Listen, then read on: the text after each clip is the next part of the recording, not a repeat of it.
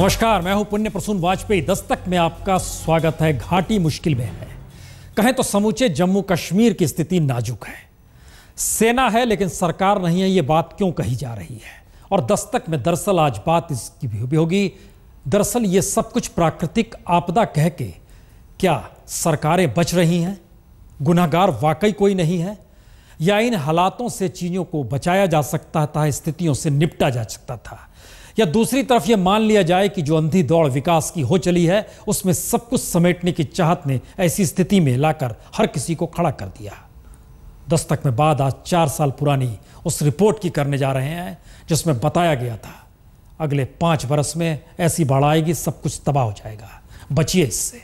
Report की copy Delhi भी भेजी गई थी। आइए दस्तक में जरा टटोलने की कोशिश करते हैं कि गुनाहगार है कौन, और उससे पहले वो आवाज जो लगातार कह रहे हैं सेना है लेकिन सरकार कहां है। मर गए भूख से, हम सड़क पे आए। रात के 2 बजे घरों में पानी घुस गया। न किश्ती थी, न कुछ था, न बोट था। गवर्नमेंट का कोई भी इंतजाम नहीं था, हम मर गए घरों में। सरकार कहाँ है ये हम लोग देखना चाहते हैं। सरकार है कहाँ? ये जो हेलीकॉप्टर चल रहे हैं ये अपनी फौजों को बचा रहे हैं, पब्लिक हमारे मर रहे हैं। We appeal to government to provide us fuel so that we can run our theatre, we can serve our people very best. यहाँ फ्यूल की बड़ी प्रॉब्लम है क्योंकि अगर यहाँ जनरेटर बैठ गया तो फिर ये जो ओनली हॉस्पिटल है तो ये भी बैठ जाएगा। फिर फौज ने बहुत बढ़ चढ़ कर हिस्सा लिया, तो जहाँ भी मुश्किलात में सिविल पब्लिक थी उनका ताउन किया। आर्मी मदद कर रही है, आर्मी का बहुत शुक्रिया हम अदा करते हैं कि पुल जो है बना रहे हैं। बहुत ज़्यादा नुकसान हुआ है इस बारिशों से। अचानक बाढ़ आ गई और ऐसी बारिशें खतरनाक हो गई कि पस्सियाँ बहनी शुरू हो गई, बड़े बड़े नाले आ गए। उन नालों ने जो भी मकान थे, ज़मीनें थी, सब खत्म हो गए और काफ़ी लोग भी वहाँ कैजुअलिटी भी हुई, काफ़ी डेथ हुई, वहाँ काफ़ी बंदे मारे गए। तो उसमें हमारे साथ फौज ने बड़ा कोऑपरेट किया क्योंकि हमारी इंडियन आर्मी जो है वो बड़ी बहादुर है। देखो अब इंडियन आर्मी हमारी हेल्प कर रही है। ये देखो ब्रिज बनाया है, यहाँ से पूंछ और चंडक का रास्ता बिल्कुल मनकता है। कोई आदमी उसे तवज्जो ही नहीं लेता, सिर्फ ऊपर से ही कहते हैं हमारा हो गया जी हो गया। हमने इतने पहले कोई हमारा इस तरफ इंटरेस्ट ही नहीं लेता। इस वक्त अगर आर्मी हमारे साथ ये कॉपरेशन न करती तो हम लोग तो इस वक्त देखो लाखों की तादाद में गाड़ियाँ खड़ी है और ये लोग दरबदर हुए हैं। सेना तो हर वक्त कश्मीर में रही है, चाहे बात आतंकवाद की हो, लाइन ऑफ कंट्रोल की हो, या इस मौके पर राहत की बात हो। लेकिन सरकार कहां पर है? सरकार तो चेहरों के साथ रहती है लेकिन सेना का कोई चेहरा नहीं होता। लेकिन जिनके चेहरे रहते हैं इस दौर में अगर इस अवस्था तक कश्मीर जा पहुंचा है तो क्या सरकारें कहेंगी वो गुनाहगार के दायरे में नहीं खड़े हैं? यह रिपोर्ट दिखला रही है कि 4 बरस पहले बाकायदा फ्लड कंट्रोल डिपार्टमेंट ने रिपोर्ट तैयार की थी। मिनिस्ट्री ने उस रिपोर्ट को आगे बढ़ाया, दिल्ली तक भेजा, लेकिन सब कुछ ठंडे बस्ते में।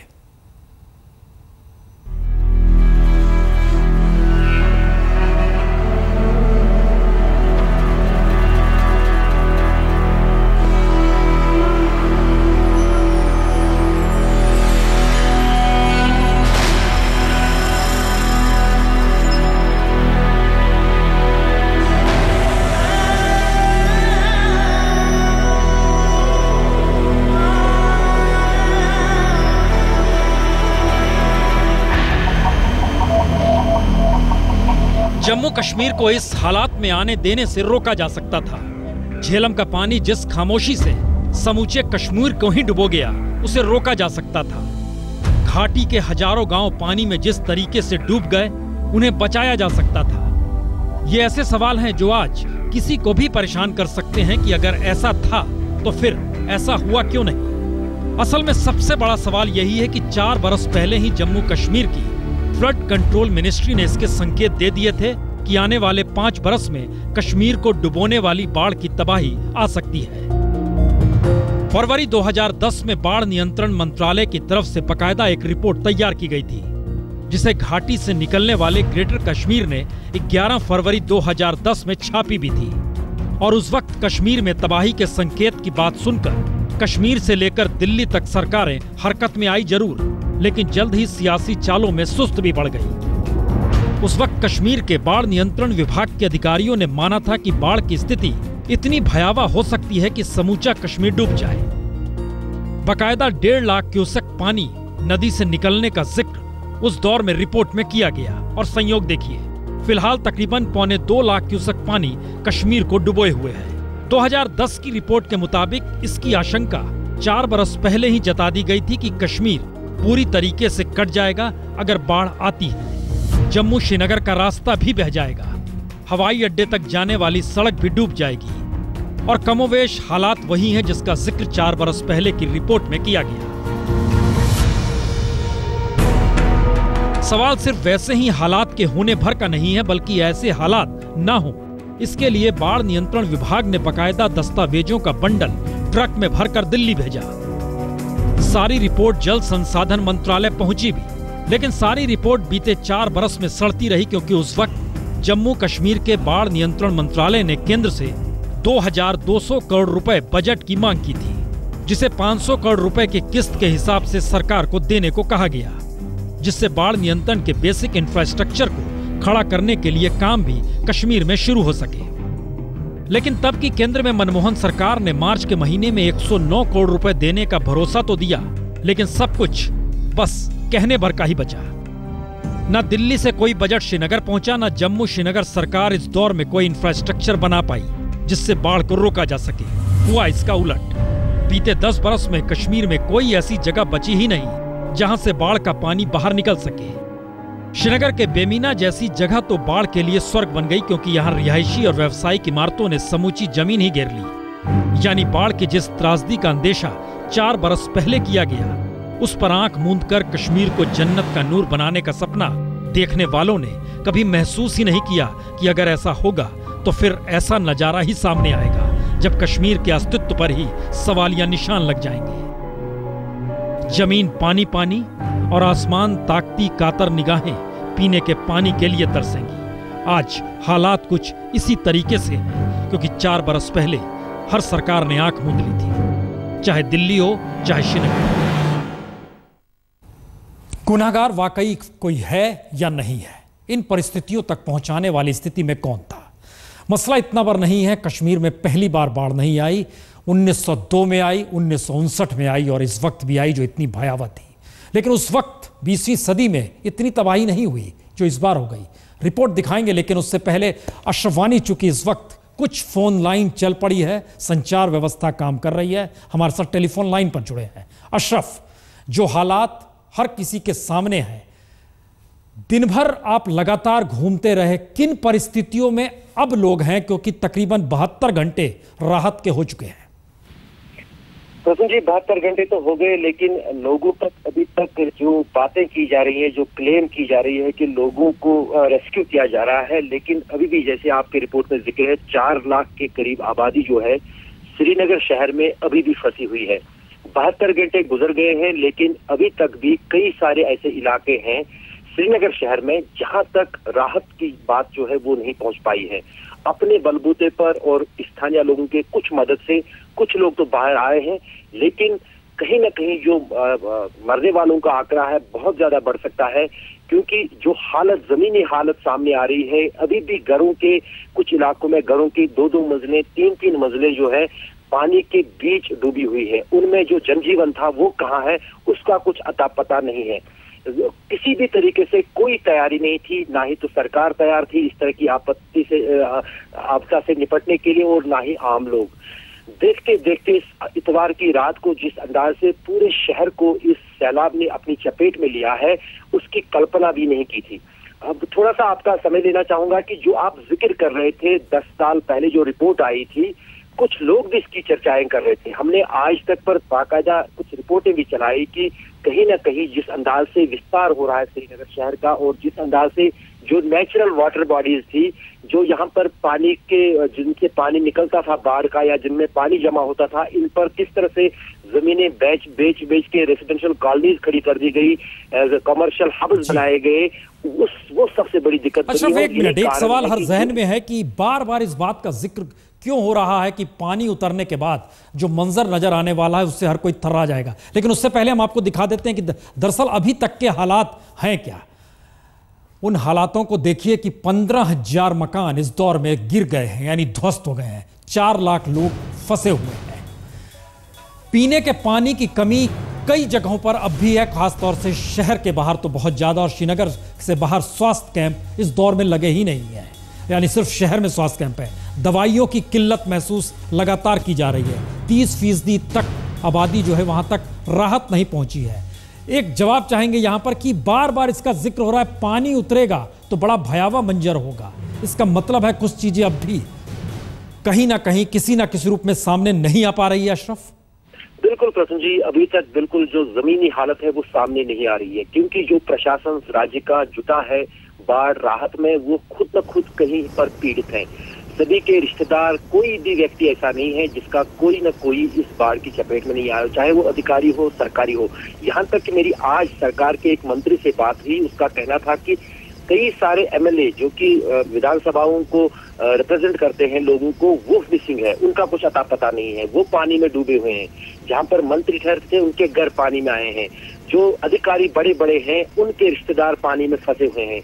वो आम लोगों की सोच है या अपने रिश्तेदारों की, तो जाहिर सी बात है कि इंसानी जो एक कमजोरी होती है उसको समझकर ये समझा जा सकता है। सिर्फ ये सवाल वाकई हर जहन में है कि आखिर क्यों कोई व्यवस्था नहीं थी। हम आपको एक रिपोर्ट दिखाते हैं। इस रिपोर्ट से स्थिति जरा समझिए कि देश 21वीं सदी में है, लेकिन व्यवस्था किस तरीके से पूरी तरीके से नादारत है, और जो स्थिति 20वीं सदी में बेहतरीन थी वह भी इस दौर में चौपट कर दी गई।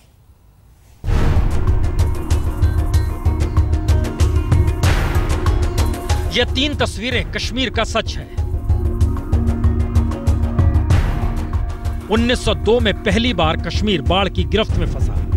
उसके 57 बरस बाद 1959 में घाटी इस बुरी तरह बाढ़ से गिरी कि तब कश्मीर के लिए अंग्रेजों से मदद मांगी गई। और अब यानी 2014 के हालात तो सबके सामने हैं। तो पहला सवाल कमोवेश हर 55 बरस बाद कश्मीर बाढ़ की त्रासदी से घिरा हुआ नजर आता ही है। दूसरा सवाल, बाढ़ से निपटने के लिए पहली बार 2014 में सरकार बेबस नजर आ रही है, या फिर कोई तकनीक है ही नहीं कि कश्मीर के लोगों की जान बचाई कैसे जाए। तो क्या कश्मीर के बचाव को लेकर सरकार के हालात 20वीं सदी से भी बुरे हो चले हैं? यह सवाल इसलिए बड़ा है क्योंकि इससे पहले 1959 में जब कश्मीर में बाढ़ आई थी तब समूची घाटी पानी में डूब गई। उस वक्त कश्मीर सरकार के पास बाढ़ से बचने के कोई उपाय भी नहीं थे। तो तत्कालीन सीएम गुलाम मोहम्मद बख्शी, जो कि उस वक्त बाढ़ के वक्त तस्वीर में दिखाई भी दे रहे हैं, उन्होंने अंग्रेजों से मदद मांगी थी। और तब इंग्लैंड के इंजीनियरों ने झेलम का पानी शहर से दूसरी दिशा में मोड़ने के लिए वुल्हर तक की जमीन और पहाड़ को भेद डाला, और इसके लिए बाकायदा भाप के इंजन का इस्तेमाल भी किया गया। असल में 1948 में आई बाढ़ ने ही कश्मीर को आजादी के बाद पहली चेतावनी दे दी थी, और तब प्रधानमंत्री नेहरू ने कश्मीर सरकार को ही बाढ़ से निपटने के उपाय निकालने की दिशा में कदम बढ़ाने को कहा था। और उसी के बाद शेख अब्दुल्ला की पहल पर ब्रिटिश इंजीनियरों ने श्रीनगर के पदशाही बाग से वुल्हर तक तकरीबन 42 किलोमीटर लंबा फ्लड चैनल बनाया, जिससे बाढ़ का पानी शहर से बाहर निकाला जा सके। असर इसी का हुआ कि राजबाग का जो इलाका आज पानी में पूरी तरह डूबा हुआ है, और हेलीकॉप्टर से राहत देने के अलावे सरकार के पास दूसरा कोई रास्ता नहीं है, वही राजबाग का इलाका 55 बरस पहले अंग्रेजों की तकनीक की वजह से बाढ़ का पानी आने के बावजूद बिना जानमाल की हानि के बगैर पानी निकल गया। लेकिन बीते 50 बरस में बाढ़ की त्रासदी से निपटने की दिशा में न तो कोई काम हुआ, उल्टे पेड़ों की कटाई, पहाड़ों को गिराकर जिस तरह रिहाइश शुरू हुई, उसी आड़ में व्यावसायिक धंधों ने निर्माण कार्य भी शुरू किया। और असर इसी का है कि मौजूदा बाढ़ के वक्त समूचे कश्मीर की जमीन ही बाढ़ के लिए बेहतरीन जमीन में बदल चुकी है। इस दौर में घाटी के सारे फ्लड चैनल बंद हो चुके हैं। झेलम की जमीन नादरू नंबल और नरकारा नंबल और होकार सर पर रिहायशी कॉलोनियां बन गई है। यहाँ तक कि श्रीनगर विकास अथॉरिटी ने भी फ्लड चैनल पर शॉपिंग कॉम्प्लेक्स खोल दिया है। यानी कश्मीर जो आज बाढ़ की त्रासदी से करहा रहा है, उसके पीछे वही अंधी दौड़ है जो जमीनों पर कब्जा कर मकान या दुकान बनाने को ही सबसे बड़ा सुकून माने हुए रही। और इन सब के बीच क्या दिल्ली और क्या श्रीनगर, हर किसी ने बाढ़ से निपटने के इंफ्रास्ट्रक्चर को ही ध्वस्त कर दिया। गुनाहगार वाकई कौन हो सकता है? गुनाहगार जो भी हो, लेकिन स्थिति हम आपको दिखाते हैं कैसे ये सब कुछ हुआ, किस रूप में झेलम का पानी सैलाब बनकर आया। आसमान से बरसात और उसके बाद नीचे का नजारा। झेलम नदी उफान पर आ गई और देखते देखते पानी एक ऐसे तरीके से निकलकर शहर में घुसा जिससे लगा ये वाकई समुद्री आहट है। सब कुछ ध्वस्त करते हुए चल पड़ा और ये सैलाब जब श्रीनगर पहुंचा, लोगों को इसको बिल्कुल अंदाज नहीं था। सरकार की तरफ से सिर्फ इतना ऐलान किया गया, खतरा है, जिनके घर नीचे हैं वो ऊंचे घर वाले रिश्तेदारों के घर चले जाएं। ये स्थिति उसके बाद बनती चली गई। डूबा श्रीनगर, चारों तरफ तबाही तबाही का मंजर। बेबस लोग, हताश लोग सड़कों पर खड़े हैं और उनको मालूम नहीं कि वो क्या करेंगे। और आप देख रहे हैं किस तरह से एयरफोर्स ने अभी एक बुजुर्ग को या बेंचिंग के जरिए नीचे से ऊपर लाए हैं और बुजुर्ग जो है वो अभी कोशिश हो रही है उनको अंदर प्लेन के लाने के। ये बेंचिंग का टेक्निक है जो एयरफोर्स रस्सी के जरिए, लोहे की रस्सी के जरिए ऐसे लोगों को इवैक्यूएट कर रहा है। हालांकि इसमें एक जना एक ही बारी में आ सकता है, लेकिन जान जोखिम में डाल के किसी तरह से एयरफोर्स इस तरह की घटना को अंजाम दे रहा है। अभी बिल्कुल पानी से भरा ये इलाका था और अभी उनको रेस्क्यू करा के लाया गया है। काफी मुश्किल वाला काम था। पहले जब ये नीचे डाला जाता है, ये चीज नीचे डाली जाती है और कोशिश ये होती है कि उसको जो है फिक्स कर दिया जाए और ज्यादा से ज्यादा लोगों को बाहर लाया जाए। अब कोशिश हो रही है कि जैसे तैसे किसी और को बाहर निकाला जाए। आप देख रहे हैं पीछे लोग ताली बजा रहे हैं, खुश हो रहे हैं इस तबाही की भी घड़ी में जो थोड़ी सी उम्मीद उनको मिल रही है उससे वो जो है काफी खुश महसूस कर रहे हैं। जो लोग नीचे हैं वो इसी उम्मीद है कि जैसे तैसे उनको बाहर निकाला जाए। कैमरा पर्सन रविकांत के साथ बहुत श्रीनगर आज तक।